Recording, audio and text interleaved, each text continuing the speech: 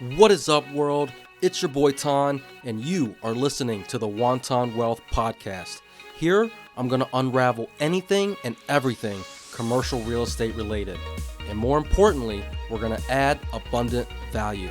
So if you're ready, buckle up your eardrums.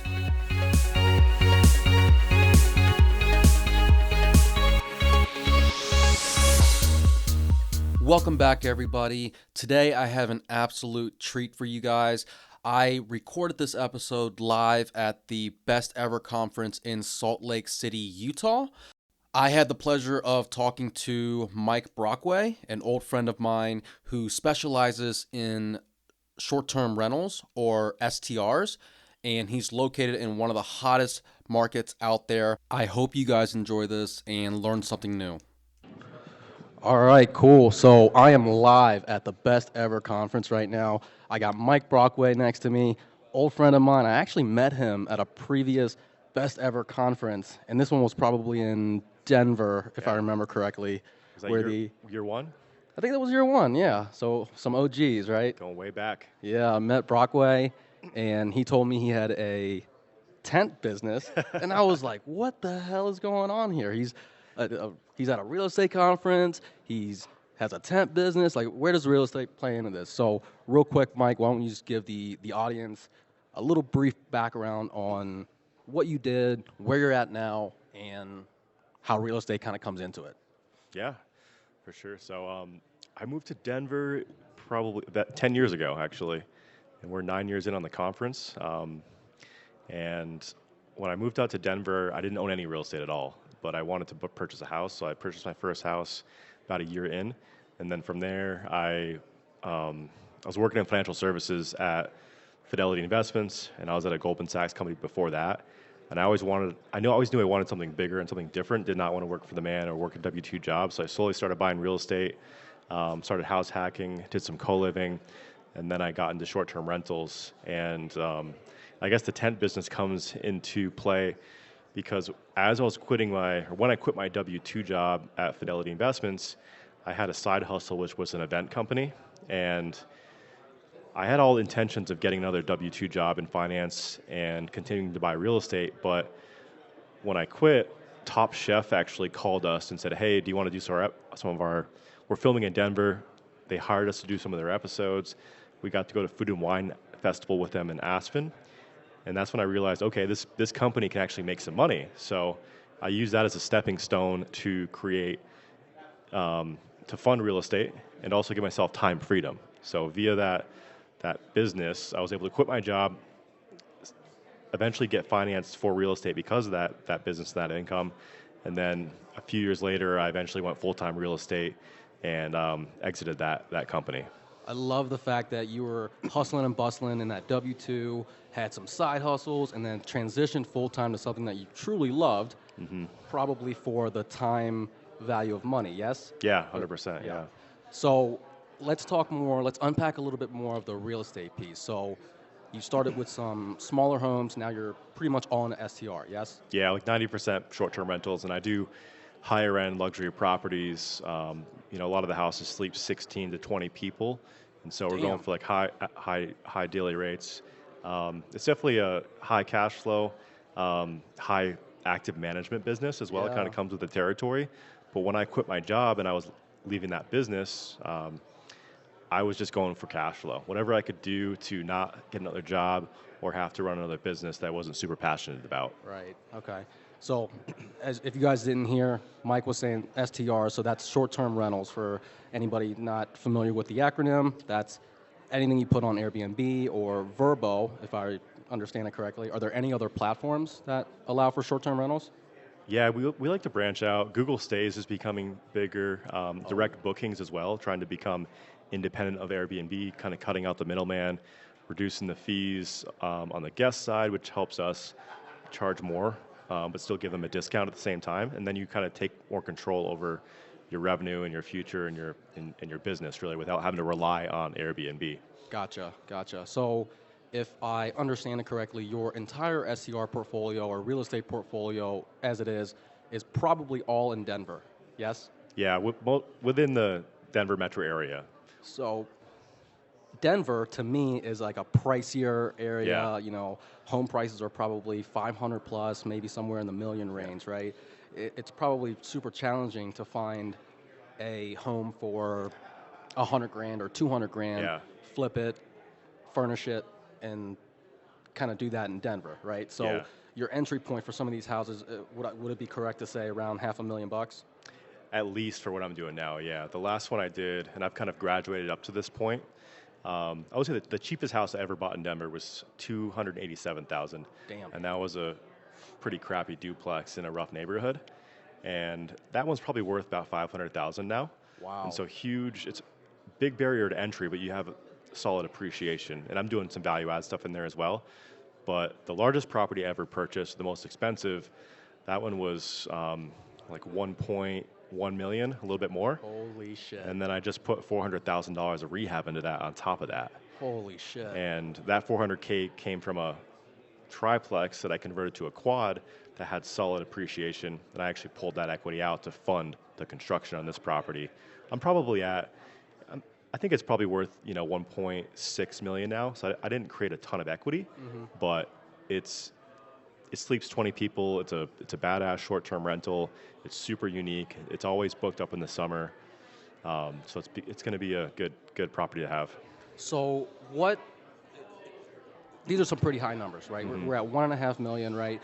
What would a daily rate or a daily night rate to lease it out have to be, or what is the market commanding in order for you to make a decent return? Yeah, I'd say probably on average about $1,000 a night.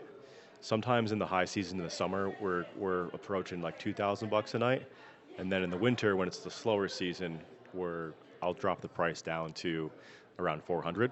Okay.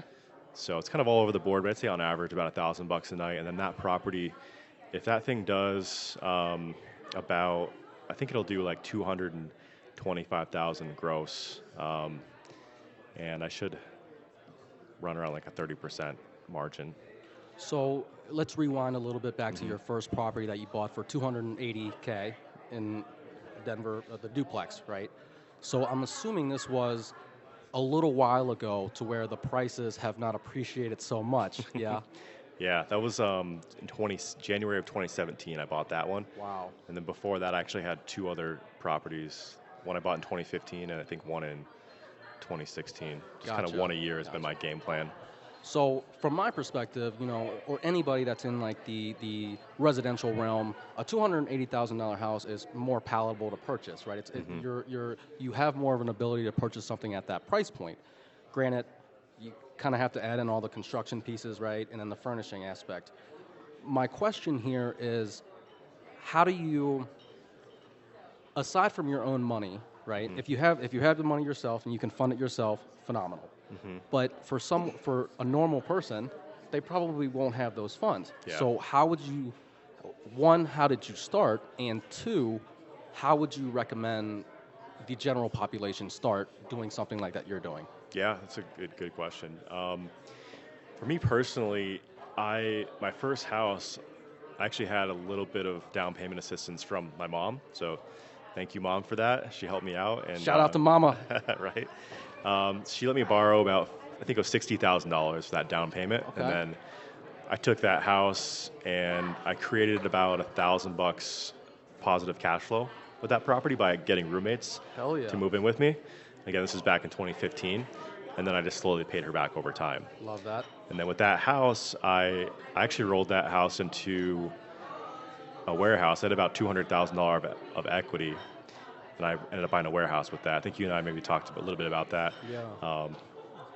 And so I think investing in an expensive market also comes with, there's challenges and there's also benefits there. Sure, absolutely.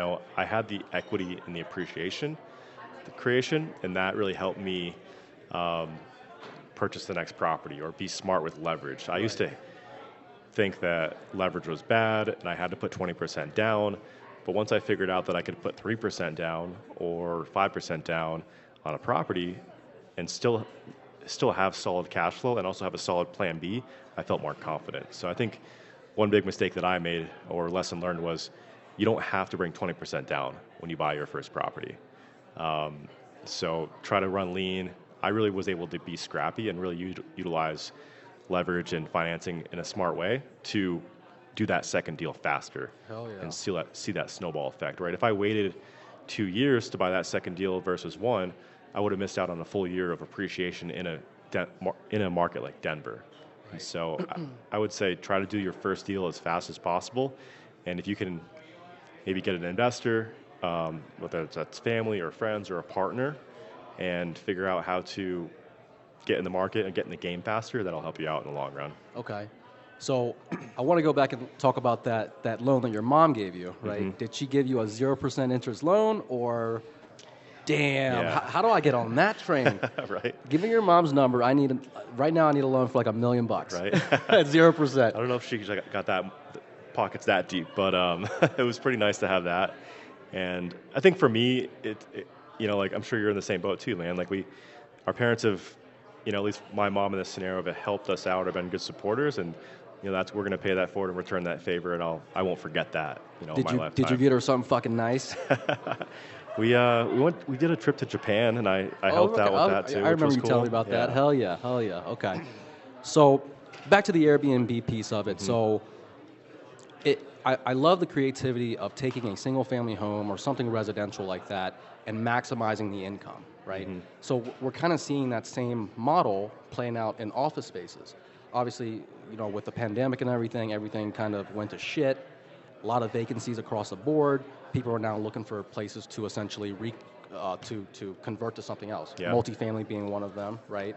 So, but with the office spaces, that got shattered after the pandemic or during the pandemic, now we're seeing it still kind of in the shithole, but it's slowly recovering. Mm-hmm. However, there's a similar model to the Airbnb is that they're leasing out smaller office spaces, right, for a larger dollar per square foot. Mm-hmm. So like you're seeing 100, 200 square foot office spaces that are getting leased out at like $500 or $100 to $150 per square foot per year, Yeah. right? Which is phenomenal. Mm-hmm. And then there's also a model with the co-working space where, you can have a day pass or you can kind of come in and have a conference area and all that. So those creative pieces I really love. And it's very similar in the Airbnb world. You're taking something, you're furnishing it, and then you're leasing it out at hopefully a higher rate than what you would get for a long-term rental. Yeah. Right? Yeah, definitely. So with the Airbnb piece, how much... Obviously, every property is different. Mm-hmm. From a construction standpoint, and obviously you're going to have some type of appeal to make it look fancy. Because I've seen some of your STRs, and some of them have a theme, right? Okay, Instagram worthy over here. Exactly. So, what would you say your typical, not necessarily construction cost, but like when you furnish it, how much are you spending? Like $100 grand, $200 grand for some fucking nice sofas and water beds and shit, or what? The creativity piece is huge, and that's important for any new investor. Yeah. How do you have time and you have the ambition to be successful? You just got to get creative in a lot of things, like you were saying, and that applies to the short-term rental world as well, right? Yeah. And so, like my first property, going back to your question, I furnished from Facebook Marketplace. Wow. I wasn't sure if it was going to work out. I was new. I wanted to keep the budget low. And once I had a proof of concept, then I used that as a stepping stone or a proof, just a boost of confidence. And then I slowly increased the budget over time. So I did that one, very low budget. I think maybe I spent $10,000 on everything. I think it was a 3-bed, 2-bath property. And that was a long-term rental prior. So I knew it would work as a long-term rental, but I could boost the cash flow significantly if I rented as a short-term rental. And then I started slowly converting my long-term rentals to short-term rentals. Love and really that. just juiced the returns there. So those were really great properties. And then I eventually started buying intentionally for the sole purpose of it being a short-term rental. And that's when it was a little more stressful because, yes, it might still underwrite as a long-term rental, but maybe the returns wouldn't be great at all, or would there'd be no cash flow if I had to convert it back to a long-term rental. But on those were also nicer properties, and I was more confident, and I wanted to level up in the short-term rental world. So I started spending about, that house that I'm referring to is another $1 million house in Denver. There's a newish build. I think it was built in like 2016, so fairly updated. Sure. I did some cosmetic stuff to it, but I spent $50,000 on furnishings on that property. Okay. And then the last house I did that was a little bit bigger, we were closer to like $70,000 in new furniture. Holy shit. Okay. And then on top of that, you're doing accent walls, wallpaper, adding different things that are semi-permanent for the theme as well. So you have a small construction budget on top of that. I gotcha. Well, essentially, you're going to have some pretty badass contractors who can get shit done right. Yeah, for sure.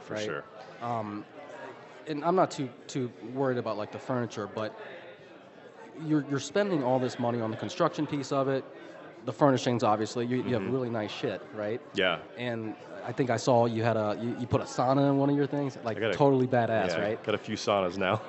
So my thing is, from when you compare it to a long-term rental, obviously you have a lot of turnover, and you have to have people on staff to clean this shit for you for the next renter, right? Yeah. For the next group or vacation people or whatever. So are you seeing that there's more damage to your property versus if you had it as a long-term rental?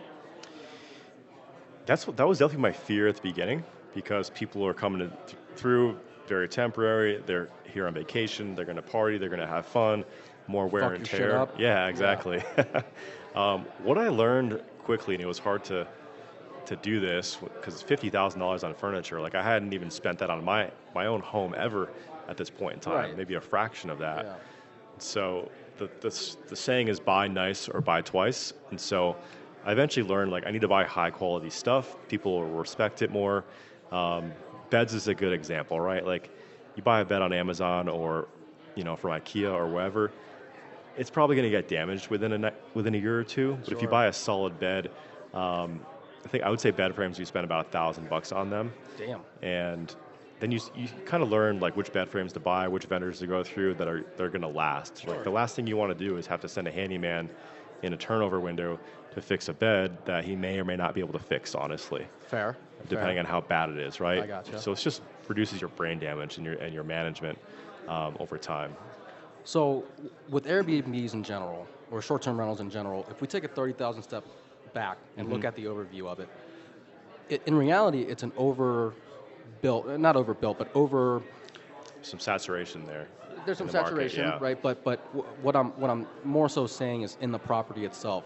Let's say the comps for these properties are $700,000-800,000, right? And now you're all in for $1.5 million, 1.6, right? Obviously, there's a cash flow component of it. It's a cash flow play where you're making higher rents month over month if your market can support it. Right? Yeah. So what happens when it gets oversaturated, and what happens when you are looking to dispose or exit and you can't sell it on a cap rate basis based on its NOI? Right. And now it reverts back to the comps, right? So how do we mitigate those risks? Yeah, and that's a huge risk, right? Compared to commercial, in general, I'm not selling it based on a NOI or a cap rate, and the banks doesn't care. Right. Right. And so in those scenarios, for me, it's been a balance. Some of the properties I own, there's got to be a plan B. Sure. Which is going to be a long-term rental or a medium-term rental. Okay. And then plan C is you sell the asset or the property and hope you can get all or most of your money back. Gotcha. And going back to like my time in financial services, we were always preaching asset allocation. Sure. And so for me, or your risk tolerance, right? And so for me, I'd probably say half my properties, they can be long-term rentals and they'll still cash flow and I can still keep them. Okay. The other half, probably not going to work out as a long-term rental, and I might have to get creative and do corporate housing or rent to insurance companies or do some sort of furnished rental to... Like on Furnish Finder? Yeah, things like Furnish that? Finder, Yeah. or like travel nurses, or even like co-living. You could do, there's boosted cash flow there if you wanted to do furnished stuff in that space. Okay. So I'd say a subset I could keep, but I'd have to get super creative to keep them and make them cash flow. And then there are a couple that it's just not going to happen. Like I got to sell that house. Sure. And so I try not to have too many properties in my portfolio that I just need to liquidate if things go south with the market in Denver. Yeah. But I just try to be the best in that market.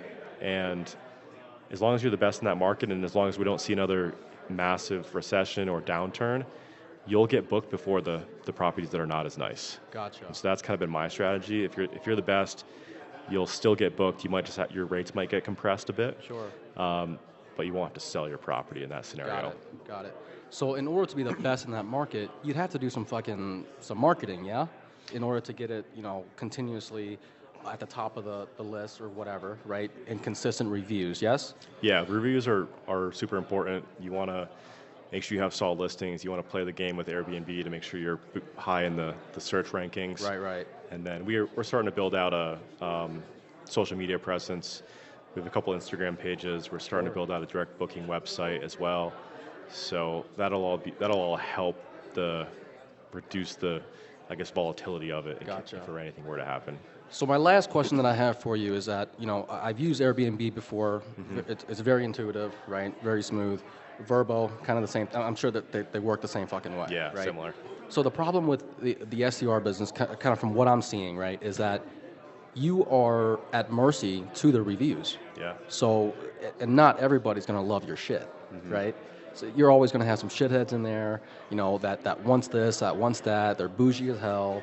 So if you get those type of people, they're potentially going to leave you a shitty review, right? Whether it be anything but a 5-star, right? Yeah. So that obviously damages your business. Mm-hmm. How do we navigate that? You just got to over time, you just get really good at playing the game, I would say. Okay. And it kind of is a game because you do come across those people that are just irrational or they just kind of suck, and they will leave you bad reviews. Yeah. But there's we have a process to get them to leave a good review. Sure. And so if they want a refund, we'll say, hey, we'll do it on the phone. There's tips and tricks. So basically there's ways to navigate those waters and say, hey, let's figure this out. You leave us a good review. We'll compensate you for a customer satisfaction refund. Everyone's happy, right? Got it. If that doesn't happen, you just do your best to get more 5-star reviews. And for every 1-star, you get 25 stars, and you're still golden. Okay. Perfect. Well, we're out of time at the moment, and I hope you guys enjoyed this episode because Brockway is an absolute badass when it comes to the STR world. I learned a lot from him, and I'm hoping that he continues to grow so that eventually I can get him back and he can tell you guys more badass stories of how he gets $6,000 or $60,000 at 0% interest. Awesome, man. It's been my pleasure. It's been great to see you crush it out there as well. Appreciate you, brother. And that's a wrap. If you've made it this far, that means you've listened to the entire episode, so thank you. I hope you enjoyed it, and if you did, please leave a review on Spotify, Apple Podcasts, or wherever you're listening from. And if you've learned something or found it useful, share it with one of your homies. And if you want to get in touch with me, I'm pretty active on IG. My handle is pro_TANH. Reach out, let me know what you liked, what you didn't like, or what you want to hear about in the future. I'm here to tailor this to you. Until next time.